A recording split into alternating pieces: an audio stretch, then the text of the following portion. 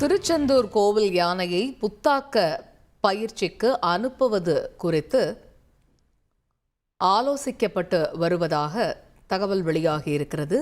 திருச்செந்தூர் கோவில் யானையை புத்தாக்க முகாமிற்கு அனுப்புவது தொடர்பான ஆலோசனை தற்பொழுது நடைபெற்று வருகிறது. திருச்சி, முதுமலை, டாப் ஸ்லிப் ஆகிய 3 யானைகள் புத்தாக்க பயிற்சி இடத்திற்கு அனுப்புவது குறித்து ஆலோசிக்கப்பட்டு வருகிறது. இது குறித்த முழு விவரங்களை அறிவோம். எமது செய்தியாளர் ராமசுந்தரம் இணைகிறார். ராமசுந்தரம், தகவல்கள் என்ன, விவரிங்க. திருச்செந்தூர் கோவில் யானை தெய்வானை நேற்றைய தினம் தாக்கி 2 உயிரிழந்தார்கள். அதில் ஒருவர் பாகன், மற்றொரு அவர்கள் உறவினர். 2 பேர் உயிரிழந்த நிலையில அந்த உடல் தற்போது உடற்கூறாய்வு நடந்து கொண்டிருக்கிறது. இது ஒரு புறம் நடந்து கொண்டிருக்கக்கூடிய நிலையில யானையை கண்காணிப்பதற்காக மருத்துவர் குழு நியமிக்கப்பட்டிருக்கிறது.